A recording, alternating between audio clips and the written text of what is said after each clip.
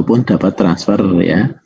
Nah itu namanya perolehan. Nah ketika sudah kita peroleh ada berita acara serah terimanya, baru setelah itu dilakukan pemeliharaan. Nah pemeliharaan di sini biayanya itu hanya sekedar untuk mempertahankan operasional, kegiatan operasional. Jadi tidak menambah modal, ya, tidak menambah modal pengeluarannya, tapi dia hanya untuk memelihara aja supaya gedungnya dapat digunakan sebagai operasional sehari-hari. Nah itu masuknya kalau LRA itu disebut dengan belanja pemeliharaan gedung. Berarti kan kalau ada lift ya, gedung itu kan berarti biaya ngecat ya, gitu. Biaya ngecat, kemudian untuk memelihara ya, maintenance itu ya, mendatangkan setiap berapa bulan teknisi untuk supaya liftnya tetap berjalan normal ya, misalnya ada satu lift tadinya di gedung itu. Nah berbeda nanti dengan ketika dia dapat dianggap sebagai belanja modal, misalnya itu menambah lift kantornya tadi, yang tadinya satu lift menjadi 2 lift ya. Berarti lift yang satu yang baru dibeli tadi itu dikapitalisasi, gitu ya, bukan belanja pemeliharaan. Nah, mengecat itu juga begitu, ya. Kalau mengecat berarti kan pemeliharaan. Nah, tapi kalau kita misalnya membuat satu ruangan lagi, gitu ya, membuat kanopi.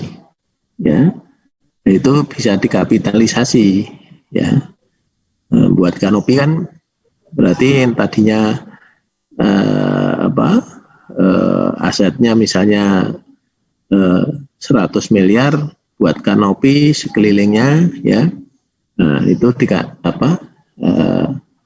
menambah kapasitas kan berarti ya, kapasitas ruangan, karena dengan adanya kanopi otomatis kan bisa istilahnya yang tadinya muat 1.000 orang bisa jadi muat 1.100 orang misalnya, seperti itu. Nah itu dikapitalisasi. Tapi kalau yang di sini yang pemeliharaan itu ya misalnya itu tadi ya, pengecatan ya, mengembalikan semua itu, misalnya gendangnya melorot, gendangnya pecah. Nah itu untuk membelikan genteng yang pecah tadi, yang sudah digunakan tapi pecah, nah itu disebut dengan pemeliharaan ya. Tapi kalau membeli genteng baru ya, untuk bangunan baru, misalnya pos jaga ya, nah pos jaga di situ, nah itu baru, nah itu dikapitalisasi ya, maksudnya dia perolehan aset tetap ya. Kalau yang pemeliharaan adalah biaya yang dikeluarkan setelah perolehan aset tetap, itu ya. Kemudian perbaikan atau renovasi ya. Perbaikan atau renovasi ini tadi kita cek ya. Kalau dia tidak rutin ya, tidak rutin. Kalau dia, ini ada syaratnya ya. Pertama, kalau tidak rutin, tapi dia menambah nilai aset tetap, ya syaratnya nilainya melebihi batas minimal kapitalisasi ya.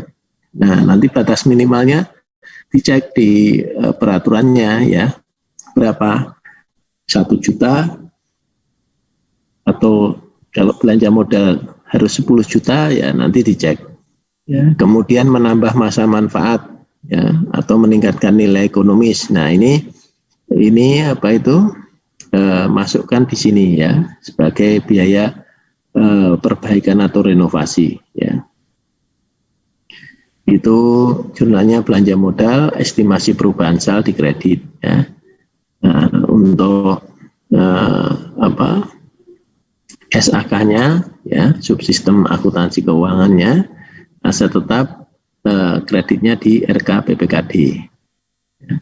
Nah, bagaimana kalau misalnya terhadap aset tetap tadi ada rusak berat, ya, atau hilang, atau alasan lainnya, ya, maka perlu dihapuskan. Ya, semisal seperti seperti peralatan tempur yang rusak, ya, tenggelam atau jatuh, ya. Nah, itu nanti harus segera dihapuskan, ya. Nah, jadi kalau dihapuskan harus ada buktinya, ya. Buktinya apa? Yaitu kalau di Pemda, aset Pemda harus ada SK dari kepala daerah, ya. Nah, kemudian kalau di Kementerian Keuangan itu kan semuanya harus lapor ke misalnya, ya, yang menghapus Kementerian Pendidikan, dia harus minta persetujuan dulu dari DJKN, Direktorat Jenderal Kekayaan Negara, ya. Itu di DJKN nanti ada timnya yang ngecek apakah ini memang boleh dihapus atau tidak, ya. Nah, tapi kalau untuk daerah itu juga setahu saya juga harus koordinasi ke KPPNL, ya, ke kantor kantor daerahnya dari Dirjen KN, Direktorat Jenderal Kekayaan Negara, ya. Ada namanya KPPNL, ya.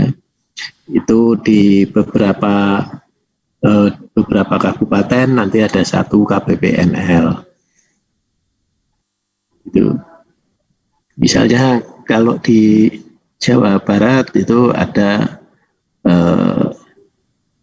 di mana Bandung ada KPPNL Bandung, kemudian di Bogor itu juga ada, gitu, ya, ada regionalnya. Tidak semua daerah tingkat 2 itu memiliki satu KPPNL. Biasanya beberapa kabupaten baru dia punya satu KPPNL. Tuh. Nah, ini jika aset tetapnya dihapus tidak dapat dijual, ya, jurnal yang dibuat adalah akumulasi penyusutan dulu, ya. Kemudian aset tetapnya dikredit, ya. Nah, selisih dari akumulasi penyusutan dengan aset tetapnya itu tadi, itu disebut misalnya defisit penghapusan aset tetap. Itu, ya.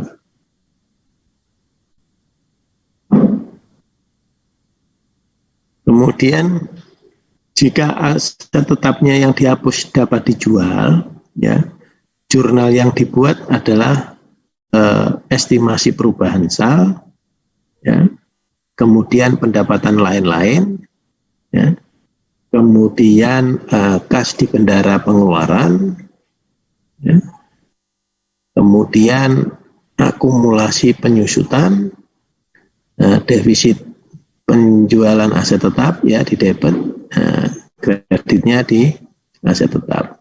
Nah, kemudian kalau sudah dijual, hasilnya kan di-store ke Kasda, ya. Nah, jurnalnya adalah RK PPKD, debit, kreditnya kas di bendara pengeluaran atau penerimaan, gitu, ya. Nah,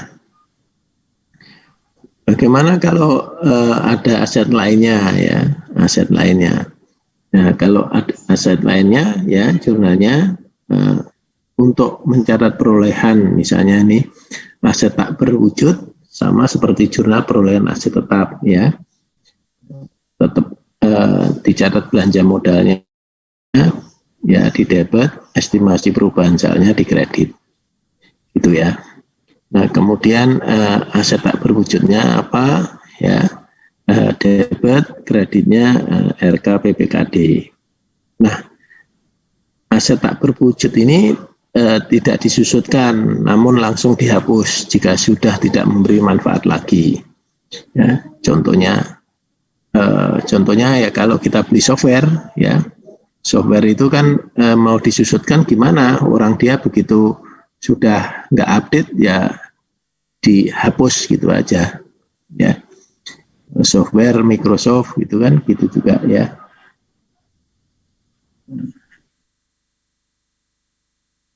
Oke, sebentar ya, saya izin sebentar.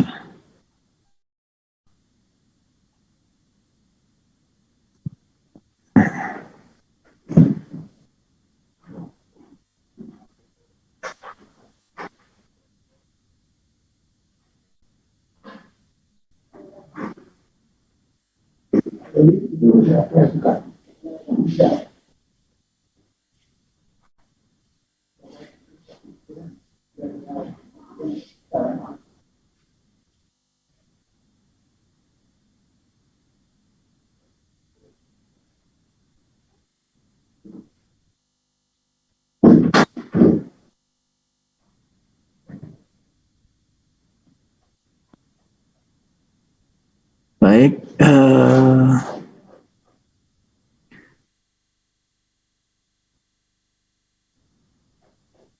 jadi gitu ya. Jurnalnya, kemudian jurnal reklasifikasi aset tetap ya. Reklasifikasi itu maksudnya apa? Maksudnya reklasifikasi aset tetap itu, jadi kadang-kadang aset itu kan dicatat berdasar harga perolehannya. Nah, kalau diperolehnya terlalu lama dengan harga sekarang, tahun perolehannya terlalu lama dibanding sekarang, misalnya perolehan tanah ya, saudara waktu mencatat baru beli tanah Pemda ini tahun 2000 tahun 2000 aja ya, misalnya bikin laporan keuangan dulu ya tahun 2000. Waktu beli tahun 2000 itu tanahnya 1 hektar itu aset Pemda itu cuman 10 juta, 100 juta misalnya ya. Nah, sekarang sudah 2021. Kan nggak mungkin lagi aset itu harganya cuma 100 juta ya. Mungkin sekarang harganya sudah bisa 1 miliar atau bahkan 10 miliar. Nah, kadang-kadang kita perlu melakukan revaluasi lagi gitu ya. Perlu melakukan revaluasi lagi. Nah, ini sebagai contoh dilakukan revaluasi lagi, ya, nanti mendatangkan ahli-ahli appraisal dari DJKN ya, Kekayaan Negara, untuk melihat itu apakah kita reklasifikasi asetnya ya, itu nilainya revaluasi. Yang itu tadi revaluasi ya, saya lupa ya. Tapi kalau yang reklasifikasi aset tetap ya, ini misalnya maaf tadi saya keliru, yang tadi itu revaluasi ya. Kalau yang reklasifikasi itu misalnya aset tetapnya ini tidak bisa digunakan lagi, misalnya kendaraan ya, misalnya kendaraannya itu sudah rusak berat atau mesin ya, punya mesin sudah tidak bisa digunakan, mesin fotokopi gitu ya. Nah, itu akhirnya harus dicatat ke aset tetap lainnya ya, ke aset lainnya ya. Dia pindah ke aset lainnya, dari aset tetap menjadi aset lainnya. Nah, ini nanti dicek akumulasi penyusutan aset tetapnya berapa, kemudian aset lainnya berapa, itu didebet, kreditnya adalah aset tetap sesuai yang dihapuskan, misalnya mesin fotokopi.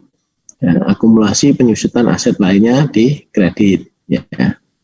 Itu. Kemudian selanjutnya ya, bila aset lainnya yang berupa aset tetap tersebut dihapuskan akan di jurnal ya.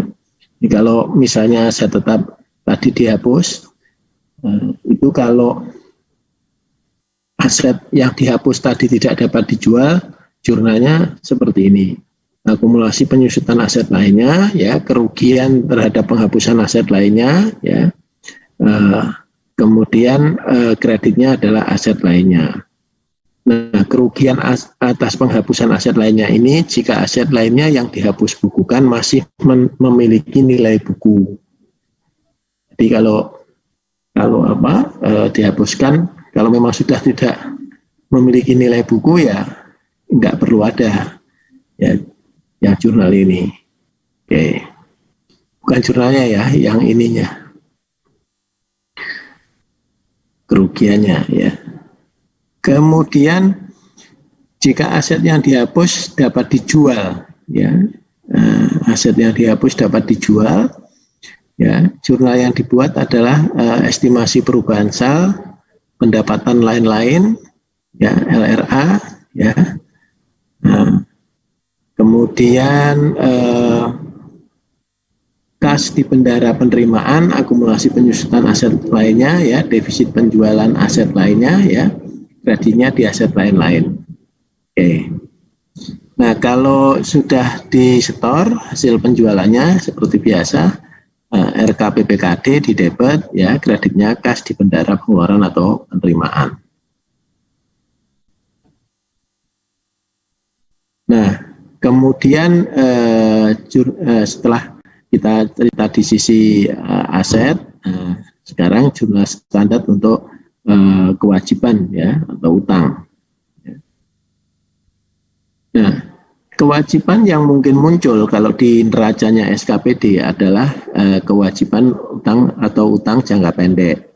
Ya, ini misalnya utang belanja, utang PPH atau PPN, karena kan dia biasanya mungut itu, ya, dia mungut. Kemudian contohnya itu bahwa jurnal pengakuan utang belanja umumnya dibuat melalui jurnal penyesuaian akhir tahun, ya.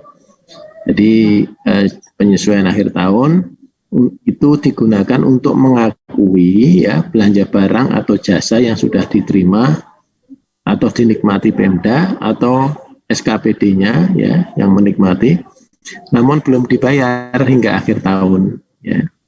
Nah, itu jurnalnya beban, debit, kreditnya utang, beban atau belanja. Selanjutnya, jika utang tersebut dibayar pada tahun anggaran berikut, ya, jurnal yang dibuat adalah belanja, ya, estimasi perubahan sal. Untuk subsistem akuntansi keuangan, utang belanja atau belanja, utang beban atau belanja, kemudian RKPPKD atau kas di bendara pengeluaran. Nah, jurnal yang terkait dengan pemotongan PPH PPN, ya, ini yang dibayar oleh bendara pengeluaran menggunakan P dan TU, ya. Jurnal ini dibuat saat memotong atau memungut PPH atau PPN-nya, ya. Itu kas di bendara pengeluaran, debit, kreditnya utang PPH maupun utang PPN. Nah, saat menyetor ada SSP-nya, ya, ini surat setoran pajaknya. Nah, itu saat menyetor itu di jurnal utang PPH atau utang PPN ke kas di bendara pengeluaran. Nah, yang terakhir adalah jurnal untuk standar ekuitas, ya. Jadi akun ekuitas yang dilaporkan di neraca ini mencerminkan hak residual dari Pemda atau SKPD. Istilahnya itu kalau di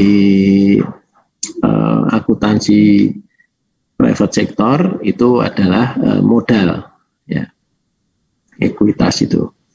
Nah, jurnal yang terkait dengan akun ekuitas umumnya dilakukan pada saat membuat jurnal penutup pada akhir tahun, yaitu untuk menutup akun pendapatan LO dan beban. Nah, akun pendapatan LO dan beban terlebih dahulu akan ditutup ke akun surplus atau defisit LO. Pendapatan LO didebet, surplus defisit LO didebet, kemudian bebannya di kredit, ya. Nah, Baik. Kemudian SKPD pada umumnya akan melaporkan defisit ya. Kenapa? Karena SKPD ini merupakan cost center ya. SKPD yang profit center itu hanya Dispenda ya. Walaupun ada juga dinas yang lain, tapi biasanya dinas yang lain itu walaupun mendapat PNBP, walaupun mendapat retribusi, tapi biasanya dia bersifat cost center. Artinya cost center itu biaya banyak lebih besar belanjanya daripada penerimaannya. Nah, kalau di Dispenda banyak penerimaannya ya, karena semuanya kan masuk di situ ya. Nah, sedangkan pegawainya sedikit. Nah, seperti itu. Nah, jadi SKPD pada umumnya akan melaporkan defisit karena mereka lebih bersifat cost center. Ya.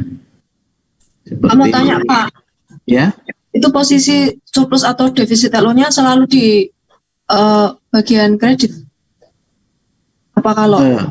Enggak, kalau ini maksudnya surplus atau defisit tergantung tergantung itu dia surplus atau defisit ya. Jadi ini akun ini kan bisa ke kanan ke kiri ya. Iya, kalau di kredit ini surplus atau defisit Pak? Kalau yang di mana? Di kredit. Yang di sini, yang ini. Iya. Untuk surplus, berarti kalau defisit dia pindah jadi di debit. Ya. Jadi kalau RKPPKD-nya ini misalnya ini 1.000 ya, ekuitasnya 800, berarti surplus atau defisit 200-nya.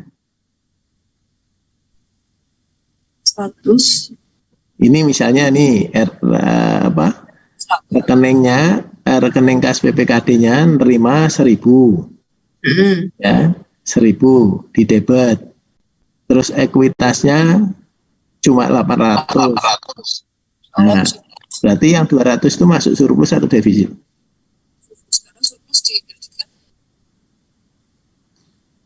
Ya. Itu ya. Jadi kalau dia pindah ke sini, ya tinggal dipindahin aja. Jadi maksud saya ini bukan surplus atau defisit RO gitu ya. Maksudnya itu satu-satu aja. Dia surplus atau defisit gitu ya. Oke Pak. Terima kasih. Seperti Silpa atau Sikpa itu bacanya Sikpa garis miring Silpa itu tergantung nanti dia kondisinya itu lebih atau kurang gitu ya. Oke. Nah, ini kerjakan soal teori pada bab 5. Ini teori udah ya kayaknya ya. Baik, ini nanti buat PR aja ya, dibaca-baca aja. Pak mau tanya. Ya. Tadi itu di bagian beban penyusutan aset tetap tuh kan ada penyusutan retroaktif ya, Pak? Yang mana nih? Di beban penyusutan. Sini ya. Itu yang akan ada penyusutan retroaktif ya Pak. Terus itu bedanya sama penyusutan tahunan apa? Terus dari segi pengukurannya juga kira-kira ada bedanya apa enggak ya Pak sama yang penyusutan tahunan?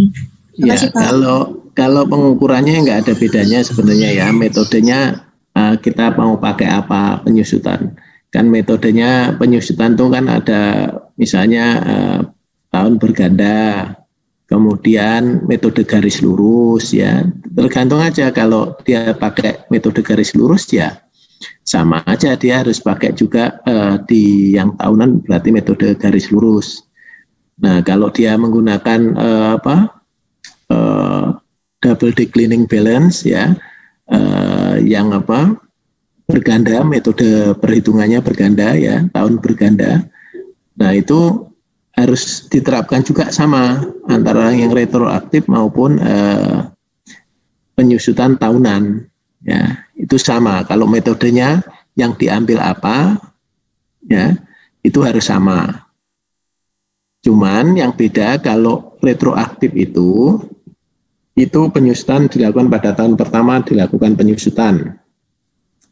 Jadi pas waktu beli itu retroaktif itu artinya kan mulai dihitung. Jadi ini misalnya aja ya, ini misalnya itu beli mobilnya mobil second gitu ya, atau baru diakui ya. Contoh aja gini, misalnya Pemda ini Pemda B gitu ya. Pemda B itu tadinya dia adalah Pemda A. Artinya tadinya misalnya Kabupaten Bandung, terus pecah, ya pecah, jadi Bandung Barat. Nah, ini misalnya mobil dari Kabupaten Bandung tadi. Sebenarnya mobil itu kan sudah dipakai 3 tahun gitu ya. 3 tahun, tapi di Bandung Barat ini kan menjadi tahun pertama dia dicatat, ya kan. Nah, itu bagaimana kan gitu. Nah, itu dianggapnya perolehannya pas di tahun taruhlah tadi 2017 itu kan sebenarnya mobilnya 2017, tapi baru dipakai 2018 ya, misalnya 3 tahun itu. Misalnya mobil itu di Bandung 2018. Begitu nyampe di Kabupaten Bandung Barat itu 2021. Artinya kan sudah 3 tahun. Nah, itu dilakukan penyusutan misalnya karena penyusutannya itu menurut Bandung Barat itu berapa, itu mungkin nggak match gitu loh, kayaknya kok ini nggak sama ya gitu ya. Nah, dia dilakukan retroaktif, jadi dihitung ya kira-kira ini dari 2018 disusutkan sudah 3 tahun. Masa manfaatnya tadinya kan 10 tahun. Nah, pas waktu 2021 itu dianggapnya itu masih bisa lagi 10 tahun lagi, padahal dia waktu beli pertama, waktu dipakai Bandung Barat ini kan sudah 3 tahun. Harusnya kalau dia disusutkan selama 10 tahun, dia akan berakhir di 2031. Tapi kalau menurut hitungan yang Bandung yang lama, itu kan berarti harusnya 2028 sudah selesai ya, karena kan 10 tahun gitu ya. Nah, ini dianggapnya kalau retroaktif itu oke, dihitung ulang gitu ya, dihitung ulang. Nah, penyusutan yang lama itu dibebankan di tahun pertama, maksudnya tahun pertama itu di 2021 itu saat dia memiliki itu. Jadi maksudnya penyusutannya itu dihitung lagi kan sebenarnya sudah 3 tahun ya. Nah, itu tapi kan ini tahun ketiga di 2021 itu kan menjadi tahun pertama bagi barang itu di mobil itu di Bandung Barat. Itu. Jadi itu yang disebut penyusutan retroaktif. Nah, sedangkan penyusutan tahunan ya nanti yang normalnya setiap tahun 2022, 2023. Nah, jadi yang tahun pertama yang dimaksud ini adalah penyusutan yang lalu-lalu. Itu dianggapnya dihitungnya di tahun pertama. Di tahun pertama sekarang, maksudnya bukan tahun pertama yang dulu gitu. Ya. Nah, tapi kalau penyusutan tahunan yang biasa itu adalah ya tahunan sekarang. Tapi kalau kejadiannya beli mobilnya mobil baru, ya kondisi perolehannya juga mobilnya baru diperoleh dan langsung dicatat di situ, ya itu nggak ada retroaktif berarti. Dari tahun pertamanya itu ya sudah, ya itu menjadi penyusutan tahunannya, ya, gitu ya. Baik, saya kasih ini ya dikerjakan aja di sini. Ya, ini Zoom-nya nggak ditutup ya. Saya share di WA ya. Nanti dijawab aja dulu ya. Nanti dijawab dulu. Nanti kalau ini dikumpulkan gitu ya.